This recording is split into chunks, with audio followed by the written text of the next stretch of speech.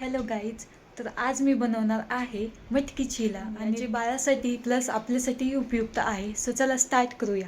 इथे मी मिक्सरचं भांडं घेतलं आहे, त्यात ही मटकी टाकायची.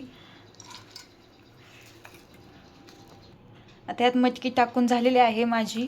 आणि आता ह्यात मी एक मिरची टाकते, 2-4 लसणाच्या पाकळ्या आणि जिरे आणि कोथिंबीर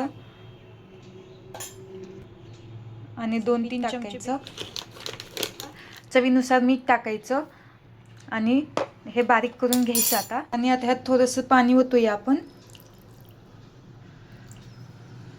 आणि हे अशा पद्धतीने बारीक झाले आहे. आता हे आपण एका बाउलमध्ये घेऊया. आता मी एक पॅन घेतला आहे आणि आता आपण त्याला ऑइल किंवा तूप लावू शकतो खाली. आता मी सध्या ऑइल लावत आहे. चारी बाजूनी ऑइल सगळीकडे लावून घ्यायचं. असे एक चमचे सोडायचं.